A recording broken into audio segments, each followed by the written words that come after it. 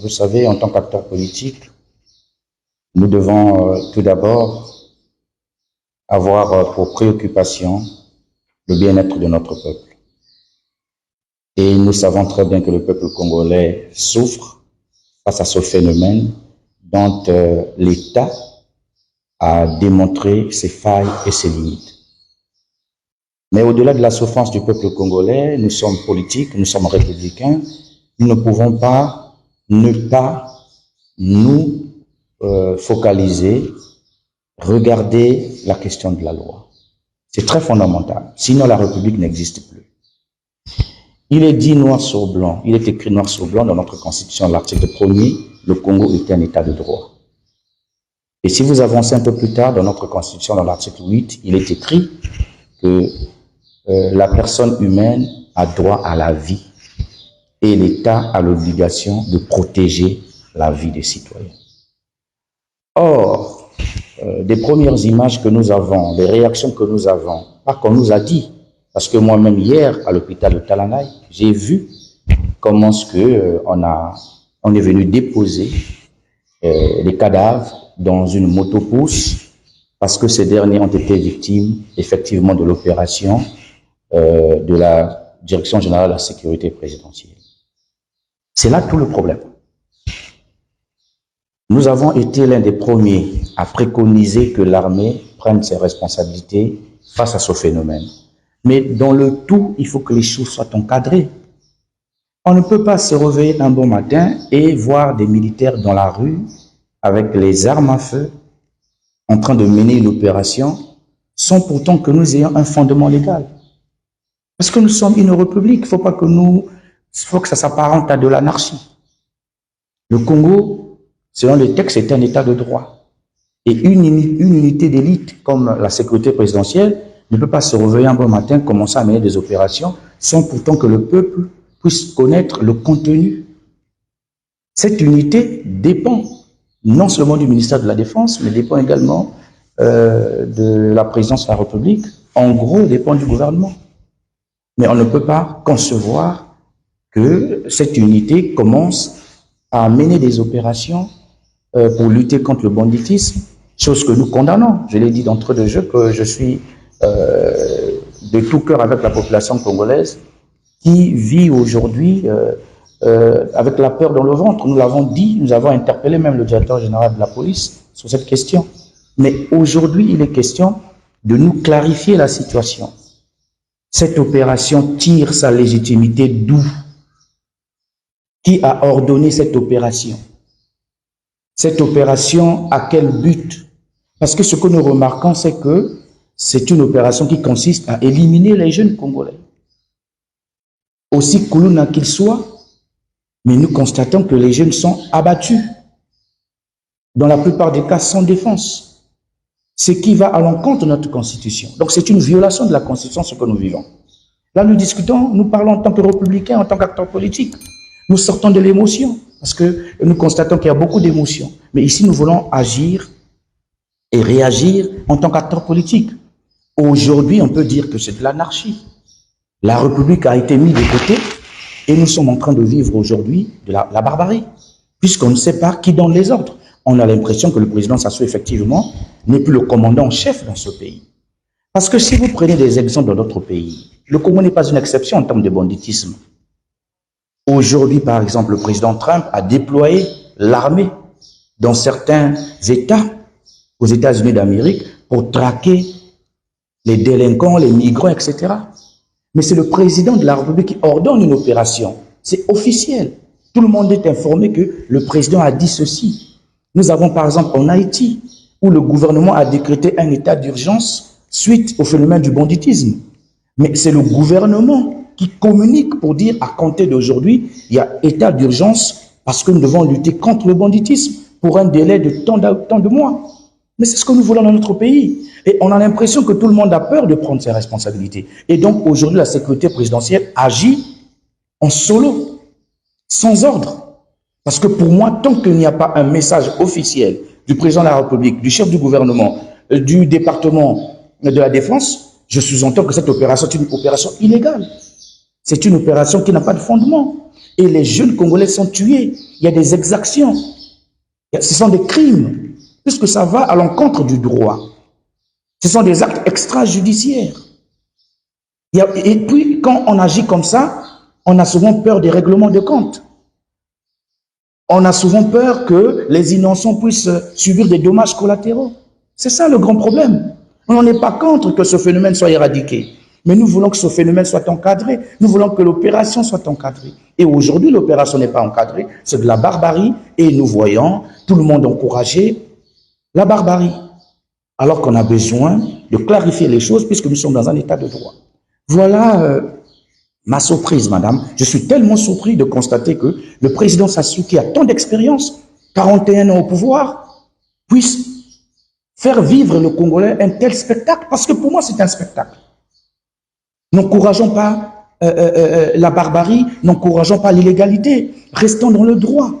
Oui, le Congo est un état de droit sur papier, mais respectons le droit. On ne va pas respecter le droit quand ça les arrange et bafouer le droit quand ça ne les arrange pas. Le gouvernement est en responsabilité. Le président de la République doit s'exprimer, doit dire aux Congolais qu'est-ce qui se passe. Cette opération tire sa légitimité d'où? Pourquoi violer le droit international? Parce que ce sont des crimes qui sont commis. Donc, je pense qu'il faut clarifier les choses et nous sommes aujourd'hui conscients de l'état de notre pays, mais ça ne nous donne pas l'autorisation de faire ce qu'on veut. Parce qu'on risquera de tuer même les militants de l'opposition, les sympathisants de l'opposition, de la société civile, pour dire que c'était des bébés noirs. Quel est le critère qui définit que X est bébé noir, Y ne l'est pas? Sur la base de la chevelure? Sur la base du visage? Non. Ça s'apparente à l'approximation. Ça devient en quelque sorte un aveu d'impuissance. Oui, c'est un aveu d'impuissance. L'armée peut intervenir, il faut que ça soit encadré. La police a failli, nous en sommes conscients, mais si l'armée doit s'engager dans une opération, il faut que les officiels communiquent pour prévenir la population, pour que la population ne vive pas dans la terreur. Parce que lorsque les militaires se promènent dans les rues de Brazzaville avec des armes à feu, ça peut traumatiser la population. Lorsqu'on tue à vue et qu'on jette les cadavres dans les rues, le sang en train de couler, ça peut traumatiser la population. Et nous sommes à 6 mois d'une élection, c'est pour instaurer un climat de terreur. Nous le savons. Dans ce pays, le pouvoir ne fait rien pour rien. Si nous avons une telle opération aujourd'hui, c'est qu'il y a anguille sous roche. Les véritables raisons de cette opération ne sont pas connues et nous sommes en droit. Le gouvernement doit nous dire exactement qu'est-ce qui se passe et sur quelle base légale et juridique cette opération se repose. Merci, Président. Maintenant, une deuxième question. Comprenez-vous le fait que cette opération n'est intervenue qu'après l'agression d'un élément de la DGSP? Oui, mais là aussi, voilà pourquoi nous avons dit d'entrée de jeu qu'on peut conclure que c'est un règlement de compte. C'est une opération qui a été lancée sur la base de l'émotion. Parce qu'on a agressé ou tué un élément de la DGSP, donc on est obligé de réagir en violant les lois. C'est ce qui démontre la faiblesse de notre pays. Je le dis, le président Denis Sassou Nguesso doit sortir par la grande porte. Il n'est plus l'homme de la situation. Et là, nous le constatons. Parce que dans un pays où il y a un président de la République, on ne peut pas vivre ce que nous vivons. Là, nous avons l'impression que chacun fait ce qu'il veut. C'est comme même vous avez un père à la maison qui est fatigué et chaque enfant rentre à la maison à n'importe quelle heure. Sachant que le père n'a plus la capacité d'arrêter, de blâmer, de sanctionner. Parce que là, ce que nous vivons, c'est la matérialisation que le Congo est un non-État. On ne peut pas, parce qu'on a agressé un élément d'une unité, que cette unité commence à se déployer dans la ville pour s'aimer la terreur. Pour moi, c'est de la terreur. Il n'y a pas que des bébés noirs à Brazzaville. Ailleurs, il y en a. Mais est-ce quelle est la suite? Or, lorsque c'est une opération officielle, tout le monde sait, on peut pérenniser l'opération et lancer l'opération sur l'ensemble du territoire national. À ce niveau-là, cette opération a l'assentiment du peuple. C'est cadré, c'est légitime. Mais lorsqu'on fait comme ça, parce qu'on a, avant, les DGSP étaient où? Ce phénomène n'a pas commencé aujourd'hui, madame. C'est un phénomène qui date. On a perdu des parents, on a perdu des amis, des connaissances. Mais la DGSP était où? Donc parce qu'on a touché un élément de la DGSP, que la DGSP veut sortir les muscles. Je le dis et je le répète. C'est une opération illégale qui viole le droit international, qui viole notre constitution. Il est temps qu'on puisse recadrer les choses, il est temps qu'on puisse clarifier les choses. Le Congo, selon les textes, est un pays de droit qui a signé toutes les conventions internationales en matière de droits humains. Déclaration universelle des droits de l'homme, la Charte africaine des droits de l'homme. Toute cette batterie de mécanismes de protection des droits humains, le Congo est en droit de les respecter parce que le Congo est signataire. Maintenant, si on pense que le Congo devient une barbarie et que chacun peut se lever d'un bon matin, faire ce qu'il veut, à ce niveau-là, déclarant ce pays, déclarant le président Denis Sassou Nguesso comme étant incompétent, comme étant incapable d'assurer la charge présidentielle. À ce niveau-là, nous parlerons de vacances de pouvoir. Parce qu'on ne peut pas imaginer que dans un pays où il y a un président, c'est la loi du plus fort. Ils ont les armes, ils vont aller faire ce qu'ils veulent, ils interpellent qui ils veulent, sur la base de quoi? On voit même les gens commencer à dénoncer de gauche à droite. Oui, c'est bien de dénoncer, mais après, il y aura des dommages collatéraux. Après, il y aura des exactions. Aujourd'hui, déjà, il y a des tueries. Ça va à l'encontre de la loi. Et moi, en tant que républicain, en tant que démocrate, je ne peux encourager une opération qui viole le droit. Je veux que les choses se fassent en respectant le droit. Lorsque le droit est respecté, nous avons tous la responsabilité en tant que républicains d'accompagner une opération. Mais lorsque ça viole le droit international, lorsque ça viole le droit congolais, lorsqu'on tue à vue, lorsqu'on étale le corps sur la voie publique, à ce niveau-là, on veut traumatiser, on veut faire peur. À 6 mois d'une élection, c'est inacceptable. Face à cela, pourquoi le gouvernement reste-t-il muet? Mais le gouvernement congolais a toujours brillé par le mutisme. C'est un gouvernement, que je l'ai toujours dit, qui aujourd'hui a démontré ses faiblesses. Vous savez, au Congo, quand il s'agit des militaires, les gens ont peur de parler. Les gens ont peur de parler. Vous avez déjà vu un acteur politique dans ce pays s'opposer à une décision de l'armée. Les gens ont peur. Les gens se disent, ah, comme ce sont les militaires, je ne veux pas avoir des problèmes. C'est pas ça un pays. C'est pas ça un gouvernement. Un gouvernement doit s'assumer. Un gouvernement doit prendre ses responsabilités. Un gouvernement doit dire non quand il faut dire non et oui lorsqu'il faut dire oui. Donc le gouvernement est mieux parce qu'ils ont peur. Ils ont peur parce qu'en face d'eux, ils ont une unité d'élite. La DGSP, c'est l'une des unités les plus équipées au Congo. C'est la sécurité présidentielle. Donc les gens se disent que tout ce qui se fait, il y a l'accord du président. Non, ça ne se passe pas comme ça dans un pays. Dans un pays, on ne peut pas évoluer sur les spéculations. Lorsqu'il y a une chose, il y a une opération à faire, on doit communiquer officiellement pour rassurer la population. Parce que la population aujourd'hui a peur. Certains disent que oui, on nous soulage. Mais pour combien de temps? Est-ce que c'est la solution à long terme? Ces jeunes-là qui sont abattus, ils ont des parents, ça va laisser des séquelles dans la mémoire collective. Nous avons vu qu'il y a des centres de réinsertion qui sont un peu construits de part et d'autre. Nous avons Aubéville, etc. Mais il faut que le gouvernement arrive à canaliser ces choses. Donc nous demandons au gouvernement de s'exprimer officiellement. Le Premier ministre, au lieu de faire des interviews sur Jeune Afrique pour encourager une gestion chaotique et opaque, doit nous clarifier le bien fondé de cette opération. C'est ce que nous voulons. Donc le gouvernement doit sortir de son silence. Ici, il n'est pas question d'être silencieux, parce que c'est une question qui concerne la vie des Congolais. Le Premier ministre doit parler, ou bien le porte-parole du gouvernement doit nous dire qu'en est-il. Et on ne peut pas accepter ce silence. C'est inacceptable. Nous remarquons que la population semble approuver cette opération dans sa grande majorité. Quelle est votre réaction? Mais c'est fait à dessein. Nous avons dit d'entrée de jeu que nous comprenons la population. Vous savez, madame, lorsque vous avez faim, même si c'est votre pire ennemi qui vous donne du pain, vous allez manger. Lorsque vous êtes à l'agonie, même si c'est votre adversaire qui vient vous secourir, vous allez accepter. Le peuple congolais est en situation d'abandon. Le peuple est abandonné par les mêmes. Parce qu'il ne faut pas que nous dissocions les choses. C'est ce régime, c'est ce gouvernement, c'est ce système qui a mis en place le phénomène des bébés noirs. C'est eux qui ont mis en place ce phénomène par rapport aux politiques publiques, par rapport aux jeunes qui n'arrivent pas à se retrouver sur le plan social, l'insertion socio-professionnelle. Ça a créé cela.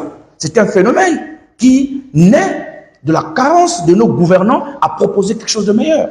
Donc c'est eux qui nous ont fourrés dans cette situation. Et donc, c'est eux qui veulent, à 6 mois d'une élection, chercher à nous sortir de cette situation, mais en utilisant les voies illégales. C'est ça là, c'est là mon problème. Je comprends la population, je ne peux pas condamner la population congolaise.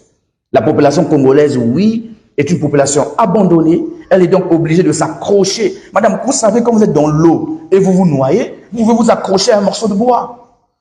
C'est un sentiment de survie. Le peuple congolais, aujourd'hui, exprime son sentiment de survie. Et donc, face à n'importe quel bourreau, même son bourreau, le peuple est obligé d'acquiescer parce que ça lui soulage tant soit peu.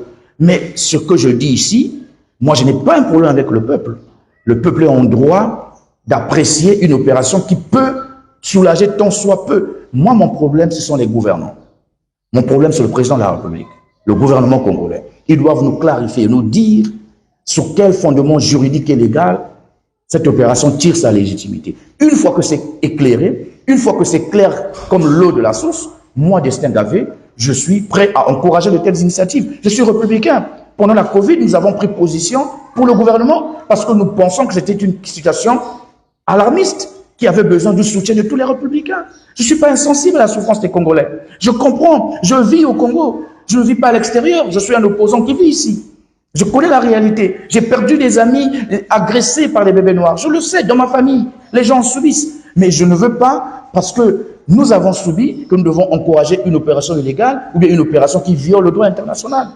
C'est ça mon problème. Mais je comprends totalement le fait que la population puisse approuver cette opération parce que c'est une population abandonnée, c'est une population en détresse qui a besoin de n'importe quelle personne, même le diable en personne, pour lui sortir de cette situation. Voilà pourquoi la population congolaise approuve. Mais en réalité, nous les politiques, nous devons regarder avec un angle politique. Il faut regarder les enjeux, il faut regarder tout ce qui entoure cette opération pour ne pas aller à l'aveuglage, pour ne pas apprécier ce qu'on ne devrait pas apprécier. Voilà le grand problème, madame. En nous retournant vers vous, face à ce phénomène, que préconisez-vous? Mais madame, je l'ai dit d'entrée de jeu, dans beaucoup de pays au monde, on a ce phénomène. Ce n'est pas une première, le Congo n'est pas une première république. Si le gouvernement pense que la police a échoué, c'est l'impression que ça nous donne. Allez sur les réseaux sociaux, vous allez constater que le commandant en chef de la police est devenu la cible des railleries, parce que selon la population, il a échoué. Nous l'avons interpellé au cours d'une émission dans ce siège pour dire, monsieur Obami et tout, vous êtes venu avec des bonnes idées, nous vous avons encouragé, mais aujourd'hui nous sommes déçus. Donc si l'État, le gouvernement pense que la police et la gendarmerie ont échoué face à cette situation, c'est pas un aveu d'impuissance. Il faut le reconnaître. Maintenant, s'il faut que l'armée s'implique, nous avons proposé, mais nous voulons que cela soit encadré. Soit on met en place l'état d'urgence sur une période de 1 à 2 mois sur l'ensemble du territoire national, parce que les bébés noirs, c'est pas seulement à Brazzaville, il y a les bébés noirs à Pointe-Noire, à Dolisie, un peu partout désormais. On met en place un état d'urgence pour effectivement encadrer l'opération. Et au-delà de ça, il faut penser à la solution de la réinsertion professionnelle, parce que ces jeunes deviennent coulouna. Pourquoi? Il faut traiter le problème à la racine. Il ne faut pas régler la violence par la violence. Pour nous les chrétiens, excusez-moi madame, on dit bénissez vos ennemis. Donc on ne peut pas traiter la violence par la violence. On va traiter la violence par la violence, à un moment donné, on va s'épuiser. Mais il faut trouver des solutions à court, moyen et long terme. Ce que je propose, c'est que officiellement on nous dise que l'État a échoué, la police et la gendarmerie ont échoué, l'armée prend le relais, on met en place le président de la République en tant que chef de l'État, en tant que chef suprême des armées, est en droit de déployer l'armée pour régler une situation. Mais nous voulons que ça soit officiel, nous voulons que ça soit écrit. Il peut prendre un décret, comme l'a fait le président Trump, prendre un décret et déployer l'armée. Là, nous sommes d'accord pour régler le problème. Mais dire qu'il faut le faire de façon jonglée, de façon cachée, on ne sait pas qui donne les ordres, qui les reçoit, qui les exécute. L'armée, oui, l'armée est préparée pour autre chose. C'est pas pour les cas de banditisme. Donc il faut qu'il y ait l'encadrement, il faut qu'il y ait association. Il faut pas mettre la police de côté, ça créera des frustrations inutiles. Il faut pas écarter la gendarmerie unilatéralement. Il faut mettre en place un système qui va impliquer toutes les forces sécuritaires de notre pays pour mieux combattre ce phénomène. Et à côté, les jeunes qui seront arrêtés, parce qu'on a compris quoi? Lorsque les jeunes sont arrêtés, après on les fout dans les commissariats, après les parents viennent pleurer, on paye une somme d'argent, ils sont libérés. C'est ce que la population déplore. Nous les déplorons également. À ce niveau-là, il faut être ferme, il faut le respect. Ces jeunes qui sont arrêtés, ils sont emprisonnés, ils sont jugés, et lorsqu'ils vont ce qu'on appelle purger leur peine, à ce niveau-là, il y a une réinsertion, parce que la plupart des jeunes qui sont les bébés noirs, ils ont quel âge? Ils ont entre 15 et 30 ans, pas plus. Ça veut dire que ce sont des jeunes qui se sont perdus, qui n'ont plus de repères.